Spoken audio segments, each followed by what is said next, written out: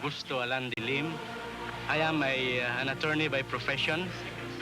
Presently, I am the stake president of the Quezon City, Philippine stake. The stake has a membership of close to 3,000 members, and there are about approximately 2 million people living within our stake territory. I, as a stake president, would be equivalent to a bishop in the Catholic Church, and the stake would be equivalent to a diocese. But I do not receive any pay from the church. We serve on our own free time without any remunerations. Because she has a problem with her family, I have to talk directly to the father too. Before I joined the church, I was satisfied with being just a mediocre individual. You know, I didn't have much ambition in life. Now, when the church came to our lives, this changed me greatly. Because of the teachings of the church, I'm no longer satisfied with being a mediocre individual. I try to be excel in things I do. In other words, I try my best to be better than what I am. And this, to me, has been a big change in my life. I then found joy and happiness in serving people and in being involved in community projects and community work. And I do my very best to support him, as well as my children, 100%, because I know what he does, and what he's doing and will do is for the benefit of the people in the Philippines.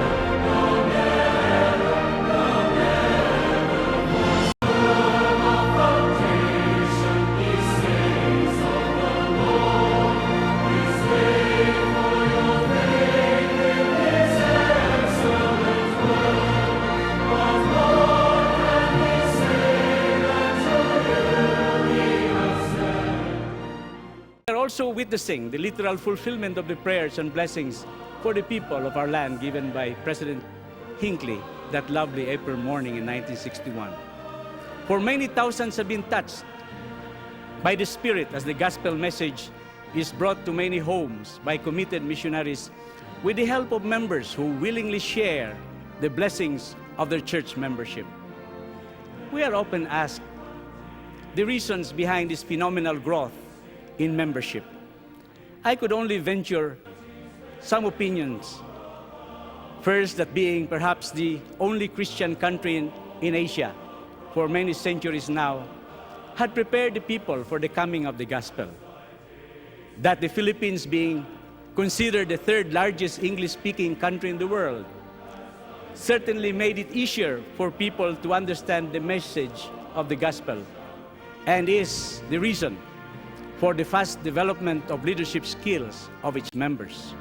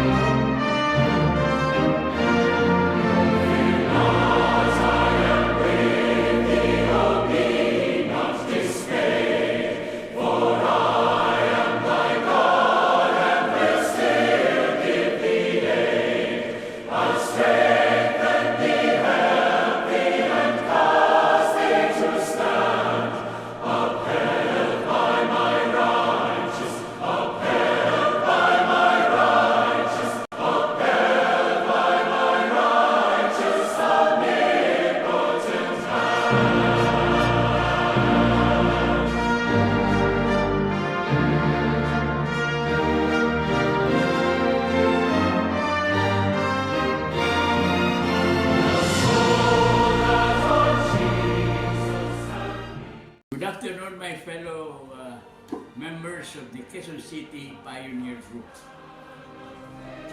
Although I'm from the Philippines, but nevertheless, I will be very happy to say a few words about our organization.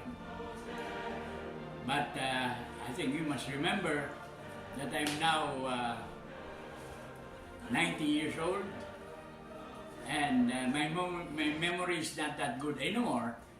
But nevertheless, I still feel great love for every member of the Quezon City Pioneer Group whom we had the opportunity to associate with in the early days of the church in the Philippines.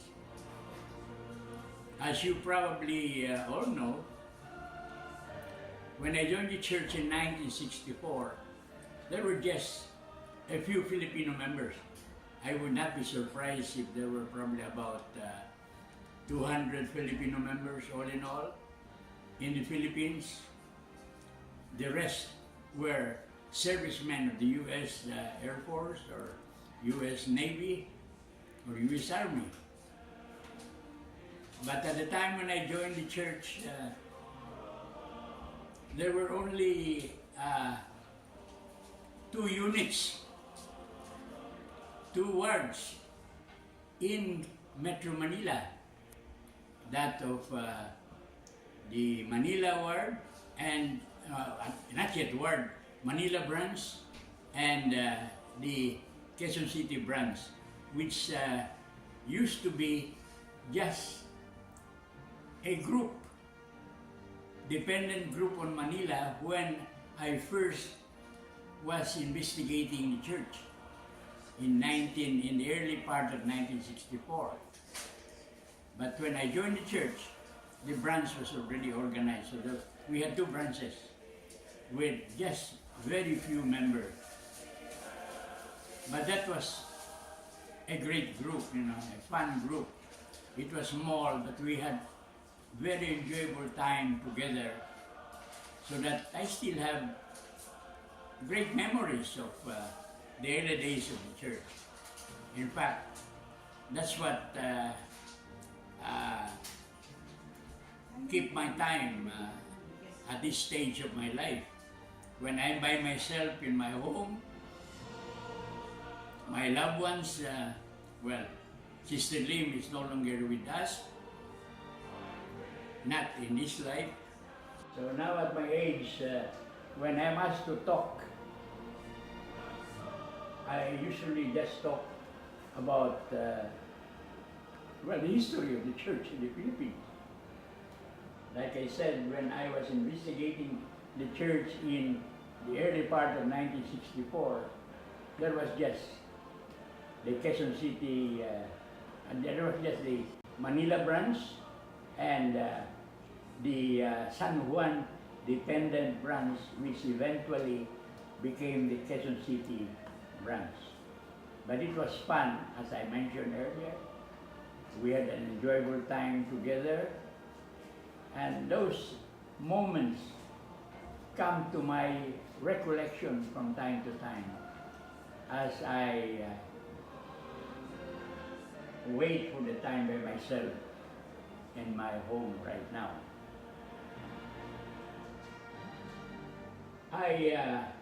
But my memory is not that good anymore. But anyway, I still have great memories of the early days of the church in the Philippines. And our branch was definitely a branch that we could be very proud of, because we had a great relationship with one another. We had many activities which I still could remember, although I could not recall anymore the names of everyone who were there. But from time to time, it goes back to me, the memory of how we enjoyed our, especially our MIA at the time, and how we really supported one another as the church was just starting to grow. Now you'll be surprised when you come to the Philippines that you will no longer recognize the church we used to know. In fact, about 6 or 7 years ago, Sister Lim and I was invited to the 100 stake in the Philippines, the Mandaluyong stake, about 6 years ago. And that was really quite a pleasant surprise because at the time when we were in the 80s or in the 70s or 60s or 70s, when we were asked by visitor from Salt Lake City what we expect to see the growth of the church would be in the Philippines, my answer was always way below the 100 mark of stake. Now, I don't know, I think there are now 150 stakes, something like that right now. And you would not know anymore the leaders in the different areas, unlike before when I know everyone by name. And we had the opportunity to really join together in many great activities and gatherings that we will never forget. So in short, brothers and sisters, the church in the Philippines is a pleasant surprise now, after 60 years of its existence in the Philippines. I am sure, like me, you never expected the growth to be this phenomenal. But now the church is a group that now could be considered as influential in many ways. We are especially known to be a great contributor to the welfare, temporal welfare of many groups of people whenever calamities would happen in any part in the Philippines. But not only that, our members have so lived that we can be proud of what people think of us as a religious group. Unlike before, in the early days, we were just a cult that people disregarded and never even considered as a religious gathering of people. But now, they now appreciate us and expect us to be involved in many activities that would benefit the Filipino people. So brothers and sisters of the pioneer Quezon City branch in the Philippines who are now in the U.S., I would like to thank all of you for your contribution to the growth of the church in the Philippines. Many of you I know were very instrumental in the early growth of the church because you were working with me. Many of you or your parents worked with me very closely in the early days of the church, which was responsible for the phenomenal growth that we see now. Again, thank you very much. And while I wanted to join you, but at my age, I feel I'm no longer that strong to be moving around, especially in places like the U.S., which is really so far away from home.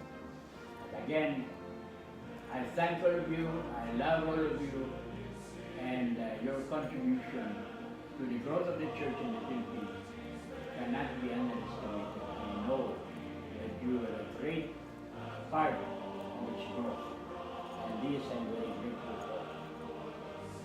Thank you so much again. I love all of you.